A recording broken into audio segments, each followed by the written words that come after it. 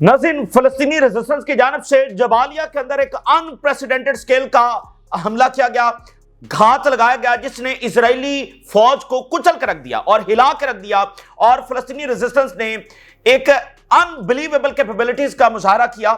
एक तो जानी नुकसान हुआ और साथ ये मुजाहरा करके बताया कि वो अब भी इजरायली फौज को जानी नुकसान पहुंचाने की सलाहियत रखती है। हमास के पास जो सबसे बड़ी इंपैक्ट वाली अगर कोई चीज है तो वो यही है कि क्या उनके पास अभी भी कैपेबिलिटी है कि वो इजरायली फौजियों का जानी नुकसान कर सकते हैं। क्योंकि अगर इजरायली फौजी जख्मी होंगे, अगर वो मारे जाएंगे, तो यही वो चीज है जो सबसे ज्यादा इंपैक्ट क्रिएट करेगी और प्रेशर क्रिएट करेगी नेतन्याहू को सीज फायर के लिए। इससे बड़ी तो कोई चीज हो नहीं सकती कि इजरायली फौजी इसके अंदर मारे जाएं। तो रेजिस्टेंस ने जबालिया के ऑपरेशन के साथ इजरायली आर्मी को और इजराइल को हिला कर रख दिया।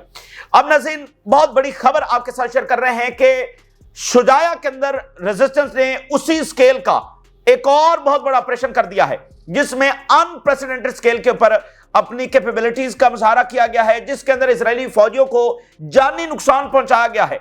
और एक बार फिर जब इजरायली एयरफोर्स, इजरायली हेलीकॉप्टर्स वहां पर इवैक्यूएशन के लिए आए तो उनके ऊपर शदीद हमला किया गया, फायरिंग की गई और उनको जब एक बार पीछे दौड़ना पड़ा है इजरायली एयरफोर्स को। इतना शदीद हमला और रेजिस्टेंस का हर एक इस सतह का हमला जिसमें इजरायली फौजियों की हलाकतें हो रही हैं। रेजिस्टेंस इन हमलों के साथ 57 कंट्रीज को एम्बैरस कर रही है, उनकी आर्मीज को एम्बैरस कर रही है, उनकी लीडरशिप को एम्बैरस कर रही है कि वो अपनी आर्मीज लेकर बैठे हुए हैं और एक भी एक्शन लेने से कासिर हैं। और ये एक महकूम तबाहशुदा इलाके की एक छोटी सी तंजीम, वो अब भी इस मॉडर्न सुपर पावर आर्मी से, जिसको बैक दुनिया की सबसे बड़ी सुपर पावर्स कर रही हैं, उनके साथ अभी भी लड़ रही है और उनको जाने नुकसान पहुंचा रही है। तो ये गैर मामूली हमला है, गैर मामूली वाकया जो एक और पेश आया आपके सामने रखेंगे। और जर्मनी से असलहा की बंदिश के हवाले से नई रिपोर्ट सामने आ रही है। जर्मनी का नया सर्वे हुआ है, मेजॉरिटी ऑफ जर्मन्स ने सपोर्ट किया है कि इजराइल को असलहा बंदिश होना चाहिए। नॉर्वे से कुछ एग्रीमेंट्स कैंसिल होने की रिपोर्ट सामने आ रही है। और फ्रीडम फर्टिला ये कहां तक पहुंचा है ये भी आपके सामने रखेंगे। और अगर मिडिल ईस्ट के अंदर ओवरऑल तो एक इत्तेहाद की कोशिश की जा रही है, लेकिन शाम और ईरान के दरमियान मामलात अभी भी अटके हुए हैं और उसमें इजराइल और अमेरिका अपनी चालें चल रहे हैं। और ट्रंप की नाज़रीन जो पॉलिसीज हैं वो बैकफायर हो रही हैं, चाहे वो तिजारती जंग हो, चाहे वो दूसरे मामलात हो। और अब एक नई रिपोर्ट सामने आई है जिसमें ये पता चला है कि अमेरिका की जो साइबर आर्मी है, जो दुनिया की one of the most powerful आर्मीज में शुमार की जाती है, वो साइबर एक्सपर्ट्स जो हैं वो फेडरल एजेंसीज को छोड़ते चले जा रहे हैं, जिससे अमेरिका की साइबर कैपेबिलिटीज वो ऑन स्टेक आ गई हैं। और इसी दरमियान चाइना ने कहा है कि उनके जो रिलेशंस हैं अमेरिका के साथ वो बड़े क्रिटिकल मोड के ऊपर पहुंच गए हैं, क्योंकि चाइना और अमेरिका के अच्छे ताल्लुकात रहे हैं, तिजारत होती रही है। और अमेरिका ने चाइना के खिलाफ कभी खुलकर कोई इकदाम उस तरह से नहीं उठाया जैसे वो सोवियत यूनियन के खिलाफ वो उठाता रहा है, या फिर रशिया के खिलाफ एक खुली दुश्मनी और जंग रही है और आज तक जारी है। तो चाइना के खिलाफ ऐसा मामला नहीं था, बल्कि चाइना के साथ तो मुआहिदा हुआ था। चाइना जो है वो जो वीटो पावर है वो तो ताइवान के पास था, और जो एग्रीमेंट हुआ उसमें वीटो पावर चाइना को दिया गया। तो चाइना के साथ ओवरऑल अच्छे ताल्लुकात रहे हैं। तो अब वो फैसला होना है कि क्या वही खुली जंग का आगाज होने जा रहा है, क्योंकि अमेरिका का हर इकदाम जो है वो ऐलान जंग है चाइना के ऊपर। तो चाइना जो है वो कह रहा है कि बड़ा क्रिटिकल मोड जो है वो आ गया, क्योंकि अगर ये खुले आम इसका ऐलान हो जाता है तो फिर क्या होगा। और इसके साथ यूक्रेन जो है वो नेटो की मदद से एक भरपूर हमले लॉन्च कर चुका है। अब वो एक नई टैक्टिक इस्तेमाल कर रहा है। अंडर वाटर ड्रोन जो हैं वो यूक्रेन की जानिब से इस्तेमाल किए जा रहे हैं, और ब्रिजेस को उड़ाने के लिए और बाकी इंफ्रास्ट्रक्चर को जो बड़ा क्रिटिकल है मिलिट्री सप्लाई के हवाले से उसको तबाह करने के लिए अंडर वाटर ड्रोन्स इस्तेमाल किए जा रहे हैं। बिल्कुल वर्ल्ड वॉर वाला सिनेरियो है। उस वक्त भी इसी तरह की सुसाइड बोट्स और इसी तरह के वेपन्स इस्तेमाल किए जा रहे थे, और मतलब कोई ज़ाब्ता रसूल नहीं था। अब देखें ना कि वो ब्रिजेस उड़ा रहे हैं, ट्रेनों को अटैक कर रहे हैं, और एक खुली जंग है कि जिसमें या तो नेटो कोलैप्स होगा या फिर रशिया जो है वो टूट जाएगा। रशिया एक बार फिर टूट जाएगा। ये इस नौयत की जंग है और ये दुनिया को बड़ी भारी पड़ने वाली है। ये जंग, इसके असरात पूरी दुनिया उठाएगी।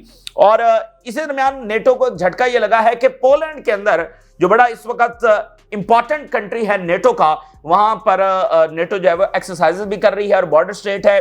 नेटो के अंदर जो प्रेसिडेंट हैं, अभी इलेक्शन हुआ है, प्रेसिडेंट जो है वो एंटी यूक्रेन आ गए हैं। और एंटी यूरोपीय यूनियन आगे हैं। तो ये वहां पर एक झटका लगा है। यूके जो है वो न्यूक्लियर सबमरीन्स के ऊपर मजीद इन्वेस्ट करने जा रहा है।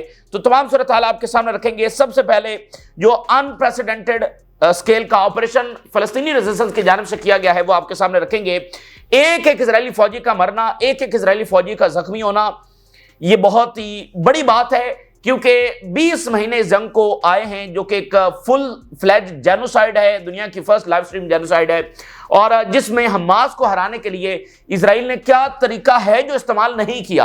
अब एक सिर्फ इजराइल जो है वो अपनी फौज के साथ नहीं लड़ा है, बल्कि उसने हर तरह का तरीका इस्तेमाल किया है। उसने फलस्तीनियों को एज अ ह्यूमन शील्ड इस्तेमाल किया है।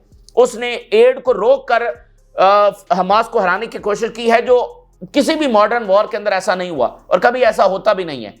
ये सारे टैक्टिक्स उसने इस्तेमाल किए हैं, लेकिन उसके बावजूद वो हमास को नहीं हरा सका। तो इतना कुछ हो जाने के बाद भी हमास के इस नौयत के हमले बहुत अहमियत रखते हैं।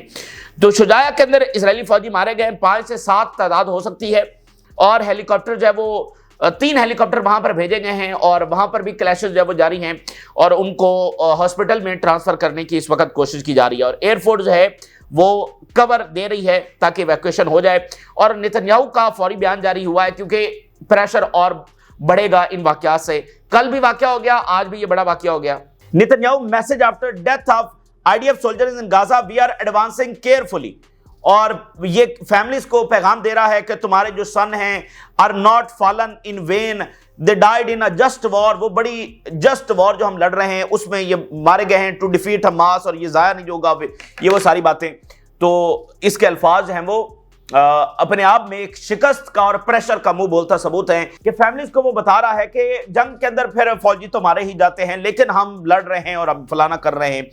तो बहरहाल इन वाकया से और प्रेशर जो है वो बढ़ने वाला है।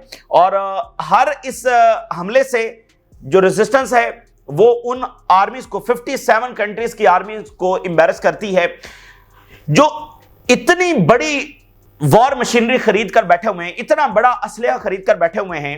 सिर्फ आप मिडिल ईस्ट के कंट्रीज की आर्मीज और उनका बजट उठाकर देखें और उनके नंबर ऑफ ट्रूप्स गिने के वो कितने उनके पास फौज है, लाखों की फौज, लाखों की, और पता नहीं कितने $100 बिलियन के इनके बजट्स हैं इन कलेक्टिव। उसके बावजूद एक भी मुल्क जो है वो मिलिटरीली कोई एक्शन नहीं ले सका। हमको बड़ी जंग छेड़ने की बात नहीं कर रहे हैं, हम ये कह रहे हैं कि जब इजराइल तमाम हदें पार कर चुका है, तो अगर एक भी मुल्क की जानिब से कोई अगर मिलिट्री एक्शन लिया जाता तो ये मजबूर करता वेस्टर्न वर्ल्ड को कि वो सीज फायर की तरफ आते।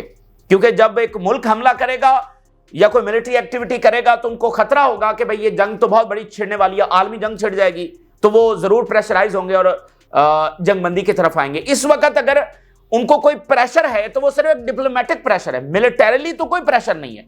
मिलिटरीली तो उनको कोई खतरा नहीं है कि मिस्र, जॉर्डन या कोई भी मुल्क जब वो इसराइल के ऊपर हमला कर देगा ना, इसराइल को कोई खौफ है। अगर कोई प्रेशर है तो वो वही है जो डिप्लोमेटिक है, जो ये डॉक्टर्स निकले हुए हैं, जो ये डिप्लोमेट्स कहीं पर आवाज उठा रहे हैं, कहीं पर दूसरे लोग निकले हुए, तो ये सारे का सारा डिप्लोमेटिक प्रेशर है। यही इस वक्त मजबूर कर सकता है इसराइल को। मिलिटरीली तो कोई प्रेशर नहीं है, और मिलिटरीली वो प्रेशर होता है कि जो इमीडिएट सीज फायर करवा सकता है। आप ये जरा एक मुल्क तो हमला तो करे, चलें उसको छोड़ें, अगर ये सिर्फ सपोर्ट करना शुरू कर दें हिजबुल्लाह को और हुतीज को, ये खुद भी आगे ना आए, बस ये इतना करना शुरू कर दें तो वेस्ट के कान खड़े हो जाएंगे और उनको पता चल जाएगा। आपने देखा है जंगों के अंदर ये पैटर्न, जब भी इसराइल को मार पड़ती है या वेस्ट के तहादियों को किसी भी रीजन के अंदर मार पड़ती है, ये फौरन भागे आते हैं सीज फायर करवाने के लिए। आप ये तमाम रीजन्स के अंदर ये पैटर्न उठाकर देखिए। तो यहां पर इसराइल ने जो कुछ किया है, जितना वेस्ट जिम्मेदार है उतना ही मिडिल ईस्ट जिम्मेदार है, ये कहने में कोई दो राय नहीं है। उतने ही ये ममालिक जिम्मेदार हैं, क्योंकि जो साइलेंस है वो उतनी ही बड़ी जिम्मेदार होती है। अगर आप देखें तो हर हवाले से गजा की जो सपोर्ट है वो जस्टिफाइड है। आप स्ट्रेटेजिक हवालों से देखें, आप ह्यूमैनिटेरियन हवालों से देखें, आप मोरालिटी और एथिकल हवालों से देखें, आप रिलीजन में देखें, यानी आपने जिस भी डोमेन के आपको रिलीजियस ड्यूटी के तौर पर हेल्प करना चाहते हैं, आप ह्यूमैनिटेरियन बेसिस के ऊपर जाकर हेल्प करना चाहते हैं, आप ये इस बेस पर करना चाहते हैं कि अब मोरालिटी जो है उसको बचाने के लिए हमें आना होगा। आप अपनी स्ट्रेटेजिक, ये आपके देखें आपकी नेशनल सिक्योरिटी के खिलाफ है ये जो कुछ वहां पर हो रहा है। ये कितने मुल्कों के अंदर क्योस लेकर आ सकता है, इंस्टेबिलिटी लेकर आ सकता है। ये आपकी नेशनल सिक्योरिटी को इससे बड़ा और खतरा क्या हो सकता है जो कुछ गजा में हो रहा है। अरब स्प्रिंग आया ना, क्या उसने मिडिल ईस्ट का हशर कर दिया। तो ये तो आपकी नेशनल सिक्योरिटी के खिलाफ है। तो इसलिए ये हर अंदाज में गजा की सपोर्ट में जाना ये बनता है, और जो खामोश बैठे हैं वो समय से बाला तार है। फ्रीडम फर्टिला जो कि इस वक्त दुनिया के सबसे बहादुर तरीन लोग हैं, औरतें इसमें शामिल हैं, और जान हथेली पर वो रख कर निकल चुके हैं और बहुत करीब हैं, यानी अगले शायद कुछ घंटों के अंदर वो गजा के साहिलों के ऊपर पहुंच जाएं। और इजरायली आर्मी ने बड़ी ढिठाई से और जालमाना और तकब्बुराना अंदाज में बयान जारी किया है, कह रहे हैं कि हम इंतजार कर रहे हैं और रेडी टू कन्फ्रंट है फ्रीडम फर्टिला को, जैसे वो कोई जंगी बेड़ा आ रहा है, रेडी टू कन्फ्रंट है। आप जरा इनका तकब्बुराना लहजा देखिए। औरतें उसमें सवार हैं, 22 साला ग्रेटा थंडरबर्ग उसमें सवार हैं, जो कि अमेरिकन एक्टिविस्ट हैं। और ग्रेटा थंडरबर्ग जो हैं उनको इजरायली लॉबी की जानिब से सबसे बड़ा एंटी सेमाइट जब वो करार दे दिया। अब आप जरा इन लोगों के काम देखें कि वो मेडिसिन और खाना लेकर जा रही हैं गजा के लोगों को, तो उनको एंटी सेमाइट जब वो करार दे दिया, तो ये इनका बयानी जो पिट चुका है, इसको दुनिया के लोग मानने के लिए तैयार नहीं है। और रीमा हसन जो कि मेंबर यूरोपियन पार्लियामेंट है वो सवार हैं, और उस शिप से जो है वो इंटरव्यूज भी वो दे रहे हैं, और उन्होंने कहा कि उनकी एस्टिमेशन के मुताबिक इजराइल हमला करने जा रहा है। We expect the solidarity ship heading to Gaza to be attacked by Israel, हमला होगा, रीमा हसन कह रही हैं, member European parliament. We are prepared to confront any scenario targeting our ship, किसी भी सिनेरियो के लिए तैयार हैं। अगर हमारे शिप के ऊपर अटैक होता है, हमारी जानें चली जाती है, हम उसके लिए तैयार हैं। Silence on what's happening in Gaza is complicity, कि खामोशी इख्तियार करना जो कुछ गजा में हो रहा है ये उसमें शामिल होने का मुतरादिफ है। तो ये जो लोग जा रहे हैं ये सिर्फ इसलिए जा रहे हैं, ये कोई इतनी एड तो नहीं लेकर जा रहे हैं, या इनकी कोई एड पहुंचने वाली है, या ये कोई पूरे गजा में तकसीम कर सकते हैं। इनके जाने का एक ही पर्पस है, और वो है इंसानी आलमी ज़मीर को झंझोड़ना, कि जो दुनिया इतनी बेबसी दिखाकर बैठ। अब देखिए 7 अरब लोग इस प्लेनेट के ऊपर रहते हैं, आप अंदाजा नहीं कर सकते कि इंसान कितने बेहिसी के किस लेवल के ऊपर जा चुके हैं। 7 अरब लोगों का यह प्लेनेट है, और कोई भी ऐसी इस दुनिया के अंदर ताकत नहीं बची जो वाज़ेह है कि यहां पर एक जुल्म हो रहा है जिस पर कोई दो राय नहीं है, उसको जाकर रोक सके। तो ये सिर्फ दुनिया का जमीर झंझोड़ने के लिए जा रहे हैं। तो सवाल यह है कि इजराइल 1 लाख से ज्यादा बंदे को वहां पर मार चुका है, जिसमें मेजोरिटी औरतें और बच्चे हैं। तो क्या इन लोगों का खुदा न खास्ता इनकी जाने जाएं, तो अगर इनको कुछ होता है तो क्या इस पर आलमी ज़मीर जाग जाएगा? ठीक है, जो 1 लाख से ज्यादा फलस्तीनियों की शहादत के ऊपर नहीं जागा, तो क्या इनको खुदा न खास्ता कुछ हो तो इससे कोई आलमी ज़मीर जाग जाएगा? ये बहरहाल एक बहुत बड़ा सवाल है जो देखना है। अमेरिका की फेमस तरीन एक्टिविस्ट हैं, दुनिया का मीडिया इस वक्त नजरें लगी हुई हैं, और यूरोपियन पार्लियामेंट के मेंबर हैं, एक बहुत फेमस अदाकार भी इसके अंदर सवार हैं। तो अगले घंटे इस हवाले से इंपॉर्टेंट है, और वो कह रहे हैं वो गजा के साहिलों के करीब पहुंच रहे हैं। और इजरायली आर्मी ने बड़े तकब्बुराना अंदाज के अंदर बयान जारी किया है। जर्मनी से नया सर्वे सामने आया, Germans want suspension of military support to Israel. अंदर प्रेशर बढ़ रहा है, अभी तक गवर्नमेंट ने ऐसा कोई फैसला नहीं किया, और वो करना भी नहीं चाहते, आखिरी हद तक वो नहीं करना चाहते हैं ये, क्योंकि एक जो चीज देखिए, सबसे इंपॉर्टेंट चीज ये है कि इनके अपने लोग वेस्टर्न गवर्नमेंट्स के अंदर पेनिट्रेट किए हुए हैं। वो कहने को जर्मन्स हैं, वो कहने को फ्रेंच है, वो कहने को अमेरिकन है, वो कहने को ब्रिटिशर्स हैं, वो कहने को इटालियंस हैं, लेकिन असल में वो इनके लोग हैं, ठीक है, जो अंदर पेनिट्रेट करके बैठे हुए हैं फॉर डेकेड्स। और वो ऐसे ही किसी मौके की वजह से उनको पेनिट्रेट किया गया है कि कभी ऐसा मौका आया कि वेस्टर्न वर्ल्ड इनके खिलाफ हो जाए, तो फिर वो जो बैठे होंगे। देखिए, अब मिसाल के तौर पे जर्मन जो इंटीरियर मिनिस्टर है, इसने कहा है कि नहीं हम तो हथियार देंगे, ठीक है। और जैसे अब ट्रम्प इंतजामिया के अंदर वो ऑफिशियल्स थे जिनको अभी ट्रम्प ने उठाकर बाहर फेंका है, तो ये कौन लोग हैं? उनको जरा उनकी हिस्ट्री जाकर देखिए, वो इन्हीं के लोग हैं। तो कहने को वो अमेरिकन हैं कि एज एन अमेरिकन हम ये सपोर्ट कर रहे हैं, नहीं, वो एज एन अमेरिकन नहीं है, वो एज एन जर्मन नहीं है, एज एन ब्रिटिशर्स नहीं है। ये सबसे बड़ा वो फैक्टर है जो अभी तक इन गवर्नमेंट्स को कोई एक्शन नहीं लेने दे रहा है। इनके लोग असल में इस तरह से इन्फ्लुएंस रखते हैं, और दुनिया में कोई ऐसी कम्युनिटी नहीं है जो इस तरह से पेनिट्रेट किए हुए हो पूरी दुनिया में। भाई चाइनीज हैं तो सबको पता है ये चाइनीज हैं, रशियंस हैं तो सबको पता है रशियंस हैं, लेकिन जैसे ये पेनिट्रेट किए हुए हैं कि हर मुल्क में उनकी नेशनैलिटी भी लेकर बैठे हुए हैं, लेकिन इनकी लॉयल्टी किस जानिब है, ऐसी कोई कम्युनिटी दुनिया में एग्जिस्ट नहीं करती। तो ये इनको एक ऐसा एडवांटेज देता है कि दुनिया में सिर्फ यही है जो ऐसे वॉर क्राइम्स कर सकते हैं, और अभी तक दुनिया ने इनका हाथ नहीं रोका। खुद बर्तानिया और फ्रांस जैसी ताकतें भी ऐसा नहीं कर सकती। और नॉर्वे जो है वो फंड कट करने जा रहा है। Norway's ethics council reviews $500 million in Israeli investments. और इसके साथ जो डॉक्टर्स हैं और ये बहुत किरदार अदा कर रहे हैं। आप जरा दो हेडलाइंस देखिए। ये नॉर्वेजियन मेडिकल टीम है। Israel recruits people to receive aid and kills them. The question is why cannot anyone stop Israel's behavior? सवाल यह है कि दुनिया में कोई भी ऐसा नहीं है और क्यों नहीं है कि जो इजराइल के इसको रोक सके। और फिर वेस्टर्न मीडिया की हेडलाइन देखिए, how exactly has Britain supported Israel military assault on Gaza, the public has a right to know. तो ये वेस्टर्न मीडिया के अंदर भी कुछ ना कुछ तब्दीलियां जो है वो हम देख रहे हैं और वहां पर इस तरह के सवाल उठ रहे हैं। तो एक ह्यूमैनिटी की लड़ाई जो है वो उन ताकतों के साथ जारी है जो दुनिया को गुलाम बना चुकी हैं, जो दुनिया में जंगें कराने के जिम्मेदार हैं, जो इंसानियत को दर्द देने के जिम्मेदार हैं। और कभी फलस्तीनी, कभी सीरियंस, कभी यमनीज, कभी लिबियंस, कभी जो है वो यूरोपियन कंट्रीज के अंदर भी हमने देखा है, और अफ्रीकन।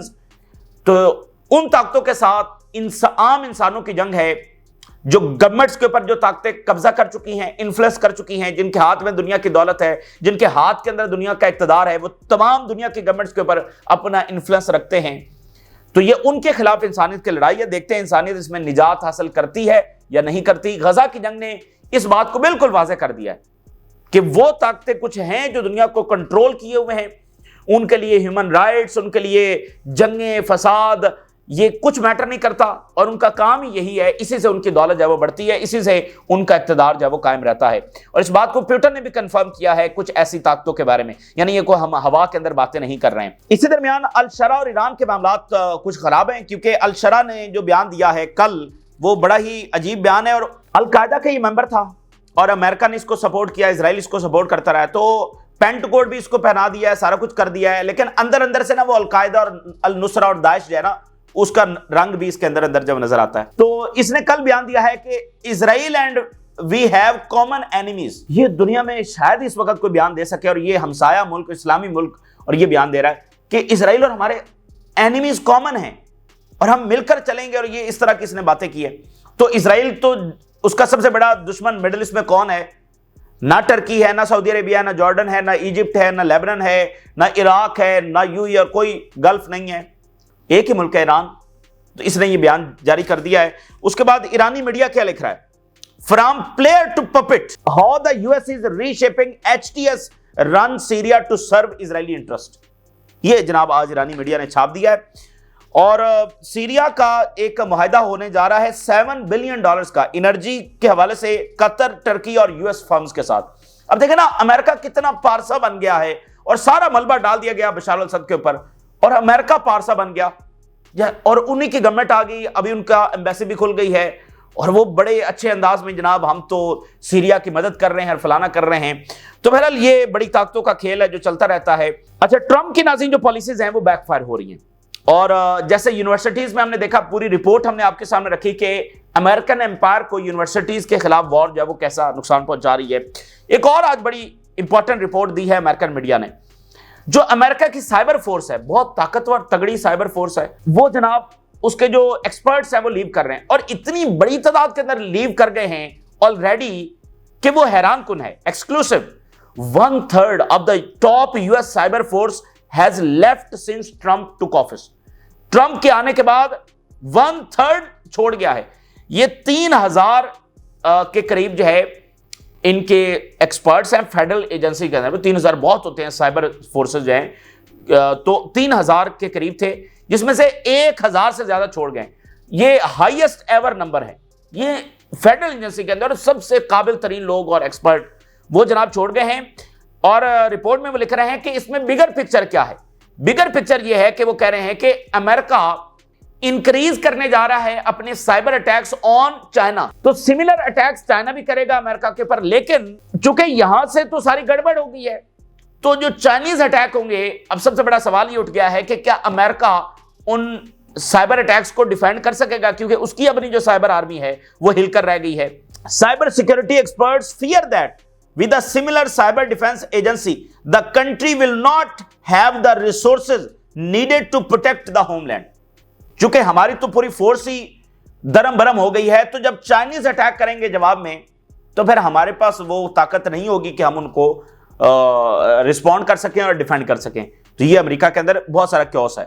CNN देखिए, Trump's tariff fall out, it is worse than we previously thought. जितना हमने प्रीवियसली सोचा था ये उससे भी ज्यादा खतरनाक है।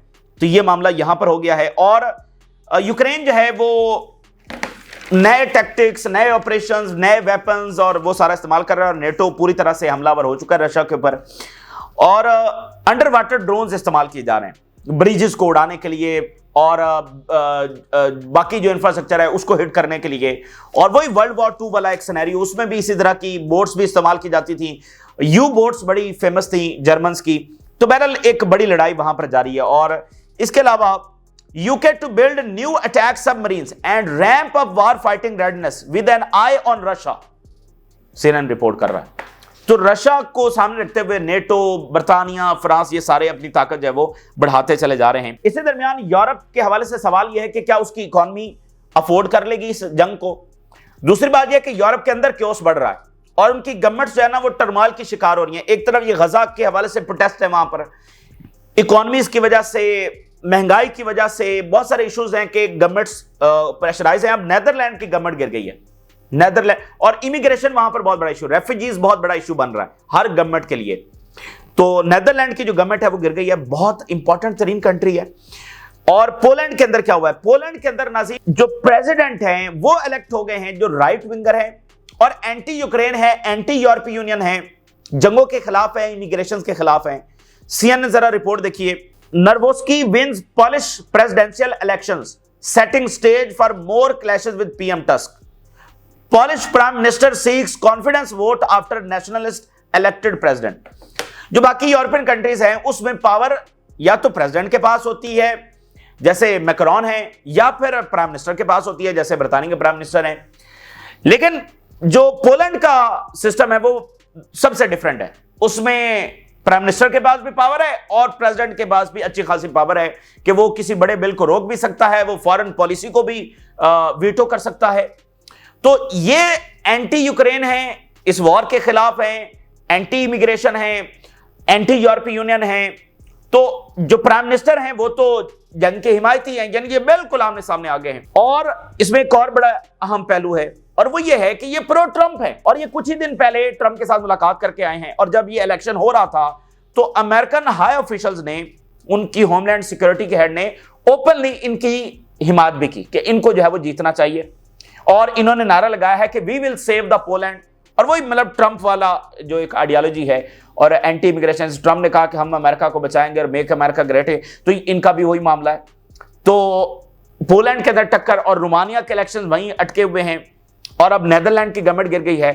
तो यूरोप की कैपेबिलिटी के ऊपर भी बहुत बड़ा सवाल है। तो ये तबाही है जिसके रास्ते के ऊपर जा रहे हैं। रशिया की इकोनॉमी भी अफोर्ड नहीं कर सकती, यूरोप की इकोनॉमी भी अफोर्ड नहीं कर सकती, लेकिन जंग है कि चलती चली जा रही है और मजीद एस्केलेट हो रही है।